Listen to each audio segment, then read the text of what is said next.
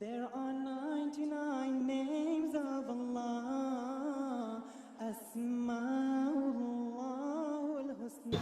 ربنا هب لنا من ازواجنا وذرياتنا قرة اعین واجعلنا للمتقین اماما. یہ ایسی طاقتور دعا ہے. La ilaha illa huwa ar-Rahman. تو میرے نبی نے بچے کے ساتھ کیا معاملہ کیا، کیا ڈیل کیا. پہلے اللہ کی کتاب سے دیکھتے ہیں تو اللہ نے اس کو سب سے بڑی بشارت ذکر کیا، فبشرناہ بغلام حلیم، ہم نے خوشخبری سنائی.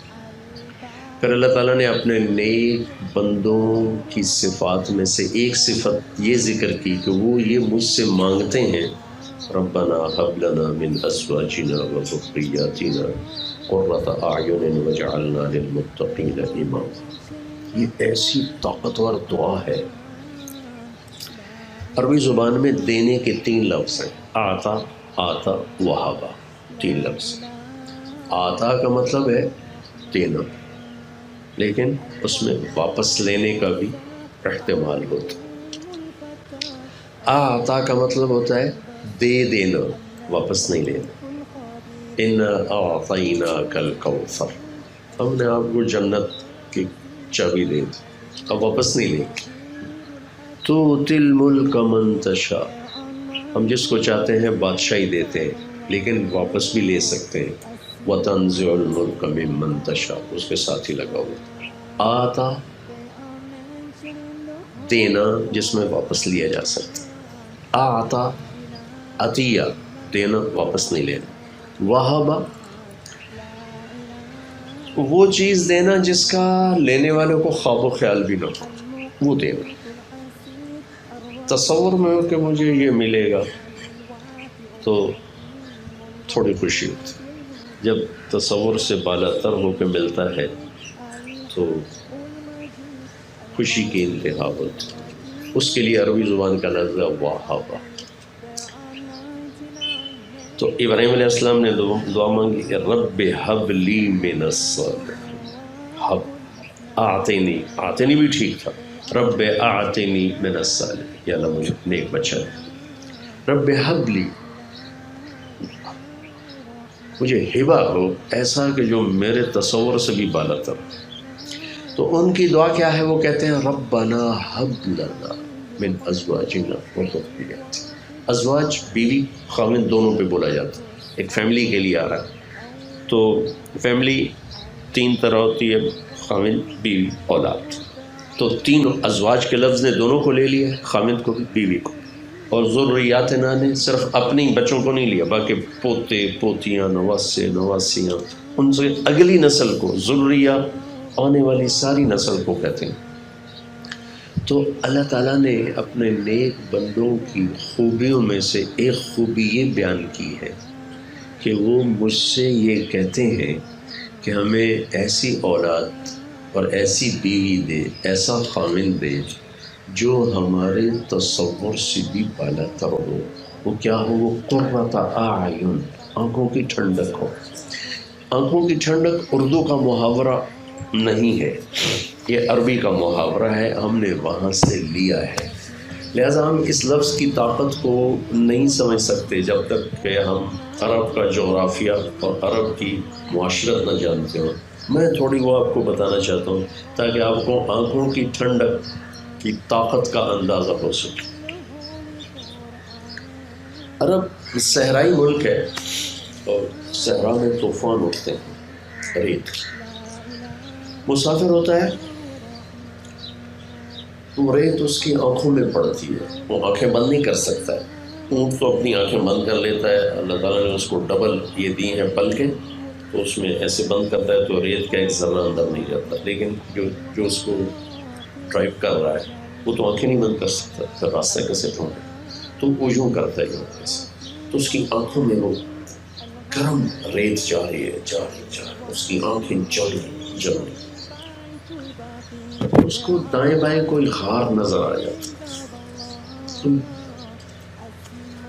اونٹ نظر آ جاتا، تو وہ بھاگ کے وہاں جاتا ہے، اپنی سواری کو بٹھاتا ہے، اپنی مشکیزے میں سے پانی نکالتا ہے آنکھوں میں ڈالتا ہے تو شکر ہے آنکھیں ٹھنڈی ہو گئی. یہاں سے یہ محاورہ بنا قرۃ اعین، آنکھیں ٹھنڈی ہو. چونکہ ہم تو ریت کے طوفان دیکھتے نہیں، اور مٹی کا طوفان ہوتا ہے تھوڑی دیر کا وہ چلا جاتا ہے، وہاں تو گھنٹوں ریت کے طوفان ہوتے ہیں. تو ایک آدمی آگ میں سے نکل کے، اور مجھے اس کا تھوڑا سا اندازہ میں ایسے ہی بچپن تھا چھوٹا، تو وہ انگیٹھیاں ہوتی تھیں بڑی بڑی، اس میں آگ جلائی جاتی تھی، تو اس کے اوپر چیزیں پڑی تھیں. میں اتنا چھوٹا تھا کہ میں پوری طرح اس کو دیکھ بھی نہیں سکتا تھا، تو میں نے پنجے اوپر کیے اور پتہ نہیں کیا چیز میں لے رہا تھا، میں نے سے ہاتھ مارا ایک ڈبے کو، وہ ڈبے میں سرخ مرچیں تھیں، وہ ساری میری آنکھوں میں آ گئی، میری آنکھیں بھر گئی سرخ مرچوں سے. تو ساری رات میری چیختے گزر کہ آنکھ ٹھنڈی نہیں ہو گئی. تو قرۃ اعین، ایسی اولاد دے، ایسی فیملی دے جن کو دیکھ کے آنکھیں ٹھنڈی ہو جائیں. باہر سارے گرم طوفان ہیں اور گھر میں آتا ہوں تو آنکھیں ٹھنڈی ہو جاتی. دوسرا مطلب ہے قرہ قرار سے ٹک جانا، ٹک جانا.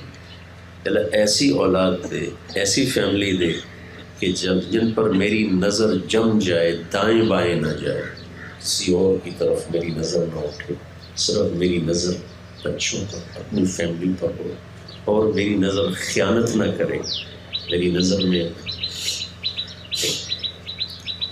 طغہ نہ آئے، غدر نہ آئے، میری نظر اپنی فیملی پر، بچوں پر جم جائے. تو اللہ نے کتنے اہتمام سے ہمیں یہ دعا سکھائی کہ یہ مانگا کرو، یہ میرے نیک بندے مجھ سے مانگتے ہیں. وعباد الرحمن، سورہ فرقان میں ہے، وعباد الرحمن، اور رحمان کے بندے، ان کی صفات آخر میں صفات. پر اللہ کے محبوب صلی اللہ تعالی وسلم کا اہتمام کیا تھا؟ آپ نے ارشاد فرمایا کہ جب بچہ پیدا ہو اس کا نام اچھا رکھو، اور آپ بچوں کے نام تبدیل کر دیتی تھی. اور اتنا آپ اس میں احتیاط فرماتے تھے. آپ نے کہا کوئی اپنے بچے کا نام یسار نہ رکھے، افلح نہ رکھے، نجیح نہ رکھے. یسار کہتے ہیں آسانی کو، افلح کامیابی کو، نجیح کامیابی کو. کس لیے کہ ایک شخص باہر سے آ کے پوچھتا ہے بھائی یسار صاحب ہیں تو وہ گھر میں موجود نہیں، تو گھر والے کہتے ہیں نہیں ہے، تو آسانی گھر میں نہیں ہے. اس سے بھی بچنے کے لیے آپ نے فرمایا یسار نام نہ رکھو. سمجھ میں میرے کو کہ اتنی سی جس میں خدشہ ہو کہ بھائی کامیابی کا مطلب ہے تو وہ گھر میں نہیں ہے، جی وہ نہیں ہے تو کامیابی گھر میں نہیں ہے، اس سے بھی آپ نے بچایا.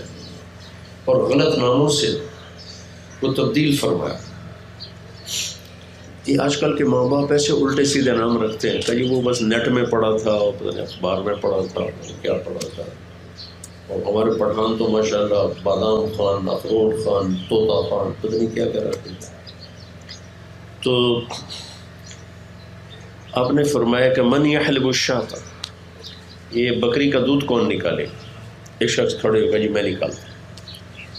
تو اس نے کہا تھا جہاں بھی لیا. آپ نے کہا مسمک، نام کیا ہے تیرا؟ کہا جی مرہ. مرہ کہتے ہیں کڑوے کو، کبھی تو میں دوسرا کھڑو کہ میں جاؤں. کہ مسمک، تیرا نام کیا ہے؟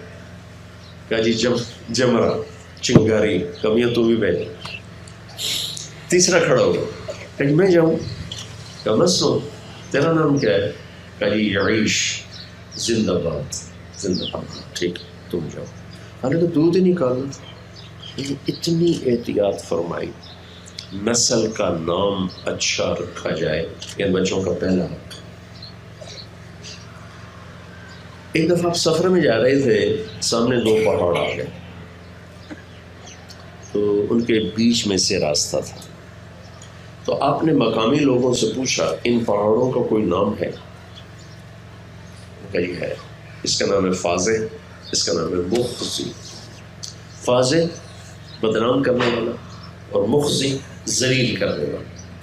تو آپ نے راستہ بدل دیا اور پہاڑوں کے بیچ میں سے نہیں گزرے, اوپر سے چکر کاٹ کے آپ تشریف لے گئے.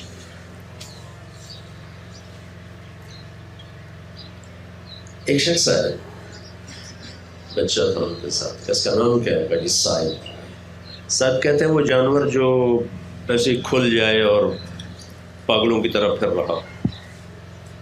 آپ نے کہا نہیں, اس کا نام عبداللہ ہے.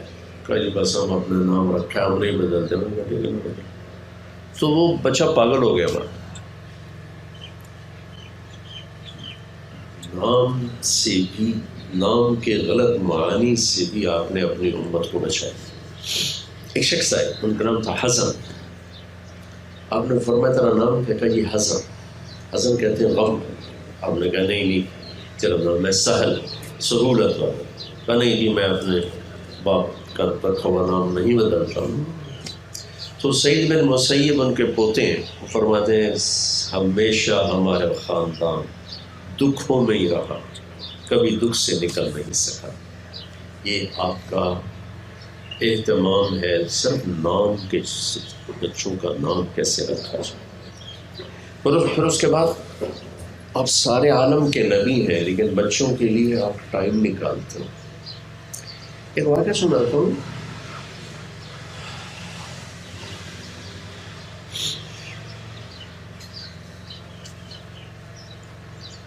ایک عورت آئی کہ یا رسول اللہ مجھ سے گناہ ہو گیا, آپ میرے اوپر حد قائم کریں. تو آپ فرماتے جاؤ حد قائم کر دو اس کے اوپر. ہم نے کہا نہیں تیرے پیٹ میں بچہ ہے, جب تک یہ پیدا نہیں ہوگا ہم حد قائم نہیں کریں گے. ایک ناجائز نسل کے لیے بھی اتنی احتیاط اور اہتمام. جب وہ بچہ پیدا ہو گیا پھر آئی یا رسول اللہ پیدا ہو گیا, اب مجھے میرے گناہ سے پاک فرمائے. تو آپ نے فرمایا نہیں, جب تک یہ دودھ پیتا ہے ہم تیروں پر ہاتھ قائم نہیں کریں گے, اس کو جو دودھ پلاؤ. جب یہ روٹی کھانے لگی پھر دیکھو. 2 سال کے بعد وہ خاتون تشریف لائی, وہ بچے کے ہاتھ میں روٹی تھی, وہ کھا رہا تھا اور اس کو لے کر مسجد میں یا رسول اللہ یہ روٹی کھا رہا ہے, اب مجھے پاک کر. تو وہ ناجائز بچہ تھا. آپ نے کیا کہا, کون اس بچے کا گارڈین بنتا ہے, میں جنت میں اس کو اپنے ساتھی ہونے کی بشارت دوں. کہ ناجائز بچے تھے. تو ایک انصاری صاحب نے کہا یا رسول اللہ میں دیا.